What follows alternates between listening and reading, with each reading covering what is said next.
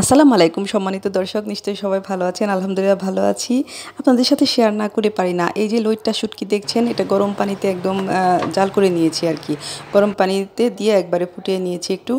তারপরে দুনিয়ার ময়লা থাকে, এটা বের হয়, পরিষ্কার করে নিতে হয়। একটু আলু কেটেছি, আলুটা একটু বেশি নিয়েছি।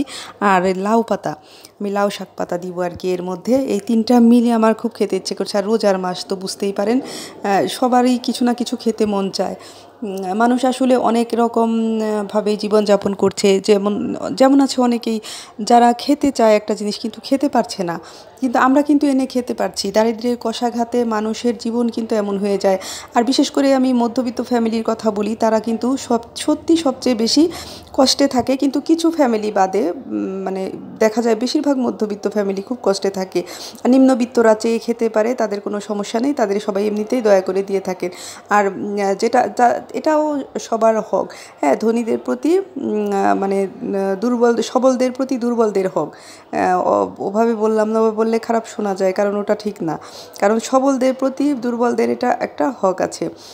তো আমি তাই চিন্তা করি যে আমরা তো তাও ইচ্ছে মতো দেখেন যা ইচ্ছা তাই খেতে পারছি।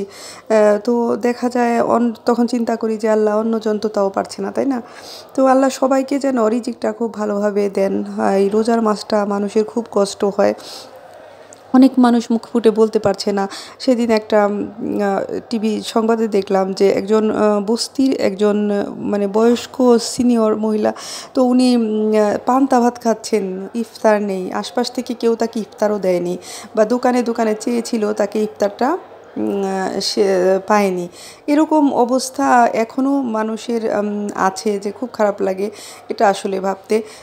আসলে আমরা চারদিকে যদি একটু খেয়াল করি, সত্যিকার অর্থেই যারা দুর্বল, যারা সত্যিকার অর্থেই যারা কষ্টে আছেন, তাদেরকে আসলে আমাদের দেখা উচিত। দেখা যায় কি, আজকাল বিভিন্ন রকম লোক বের হয়েছে। বিভিন্ন অজুহাতে তারা যেমন কাউকে উপকার করতে চায় না, বিভিন্ন অজুহাত দেখায় যে না এটা তাকে কি দিব, সে তো এভাবে চলে। কিন্তু দেখা যায় কি যে ফিটফাট হয়ে চলতে হয়। মধ্যবিত্তরা কিন্তু ফিটফাট হয়ে চলতে পছন্দ করে, কারণ তারা মান সম্মান খোয়াতে রাজি নয়। এটাই আসলে বাস্তব। তারপর এই যে আপনাদের সাথে কথা বলতে বলতে সব ভাজা ভুজা করে নিয়ে নিলাম।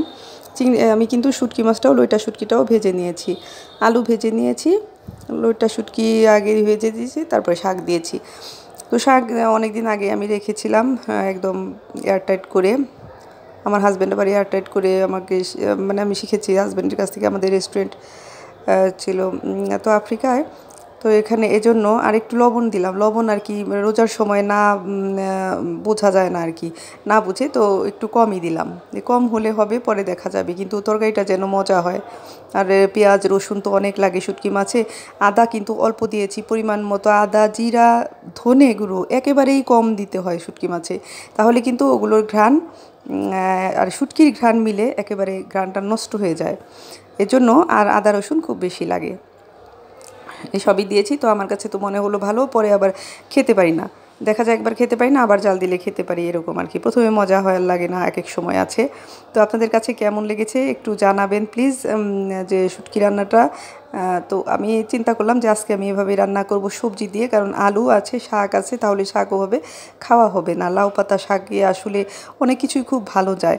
লাউ পাতার শাক দিয়ে অনেক কিছুই আমরা তৈরি করে থাকি, পাতুরি তৈরি করে থাকি, লাউ পাতার বড়া তৈরি করে থাকি। হ্যাঁ, দেখুন না আমাদের এই অবস্থা, আমাদের সমাজের কি অবস্থা, যে কথা প্রসঙ্গে যে আবার মানে বলে ফেললাম। তো সবাই যেন আমরা একটু এইসব দিক দিয়ে তাকাই, এসব দিকে দেখি, এবং সবাই আর কি সবার সাথে ভালো নজরে আসলে আমরা দেখি মানুষকে। মানুষকে যেন মানে নিচু চোখে না দেখি কখনো। যার টাকা আছে বা যার বল প্রয়োগ করার ক্ষমতা আছে, তাকেই আমি শুধু হুজুর হুজুর করব। আর যে ভালো থাকে, ভদ্র, সে তো দুর্বল নয়, সে ভদ্র। সে ভদ্রতাই তাকে দুর্বল করে রাখে, সে দুর্বল কিন্তু নয়। হ্যাঁ, কারণ সে আপনার সাথে ভালো ব্যবহার করছে, তাকে আমি আগে দেখব।